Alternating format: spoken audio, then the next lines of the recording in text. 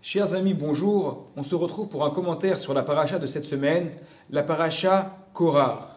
Korar est celui qui, dans le désert, s'en est pris à Moshe Rabbeinu ainsi qu'à Aaron, car il était jaloux de leur place et il voulait, avec plusieurs personnes, tout simplement renverser l'autorité de Moshe et Aaron. Le début de la paracha nous parle de Korar et des personnes qui l'accompagnaient en insistant bien sur leur nom. Korar a pris avec lui Korar ben Itzar ben Kehat ben Lévi. Il a pris Datan et Aviram, fils de Eliav, Éon, fils de Pélet, de la tribu de Réhouven. La Gemara va insister sur les noms.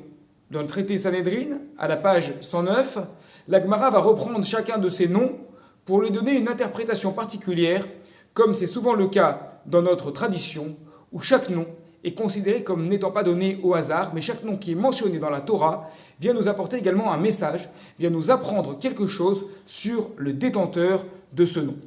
Celui qui m'intéresse aujourd'hui, c'est On ben Pélet, donc de la tribu de Réhouven.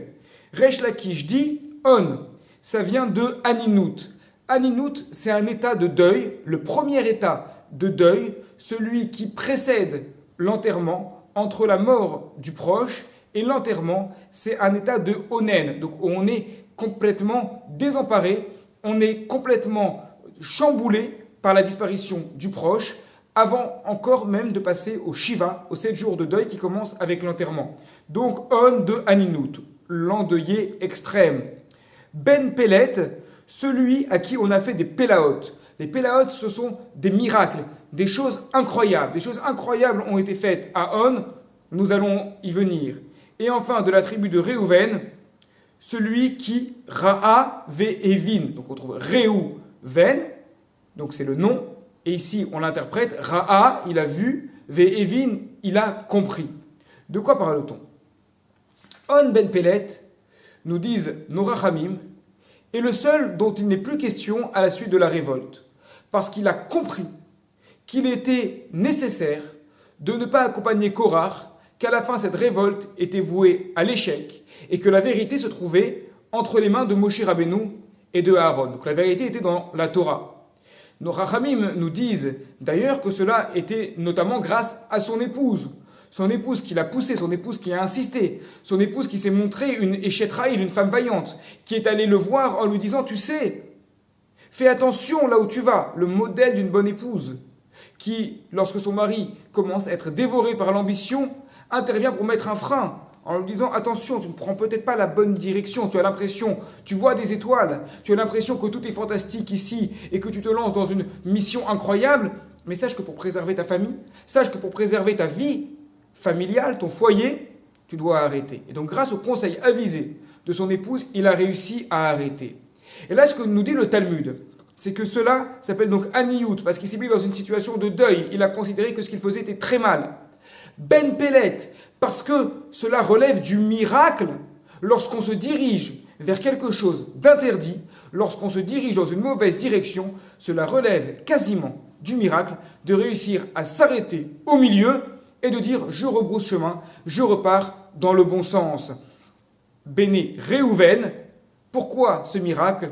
Car il a vu son épouse, il a écouté les conseils de son épouse, Ve'evin, et il a compris. C'est une qualité incroyable, une qualité rare, mais une qualité avec une portée tellement importante de savoir lorsqu'on s'avance dans un mauvais chemin, de voir que ce chemin est mauvais, de s'arrêter à temps, de revenir en arrière, si bien que nos Rachamim appellent ça quasiment un miracle.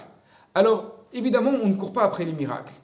Donc il vaut mieux en amont éviter de se mettre dans une situation dans laquelle on va devoir être contraint et forcé de se retrouver devant un choix. Est-ce que je continue et je fonce dans le précipice, ou bien est-ce que je suis capable maintenant de m'arrêter, de retourner en arrière?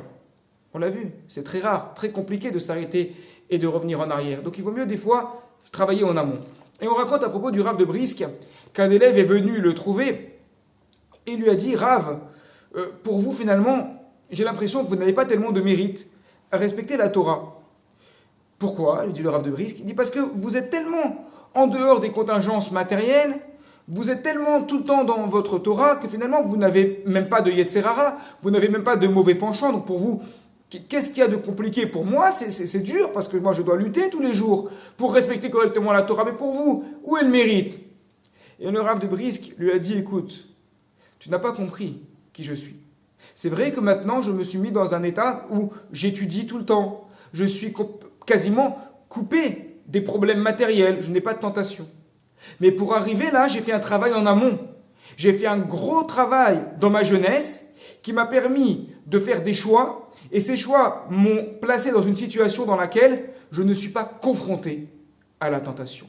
C'est exactement cette idée-là qui est importante et que nous devons retenir.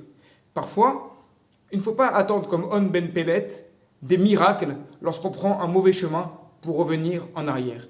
Il faut, en amont, travailler sur soi-même, on va dire, prévoir de mettre à l'avenir son libre arbitre un peu de côté, en se mettant dans des situations, en se mettant dans un contexte, en ayant une vie qui est une vie de Torah et qui va nous permettre d'éviter le maximum de nous mettre dans des situations problématiques qui peuvent nous amener à la transgression, quelle que soit cette transgression.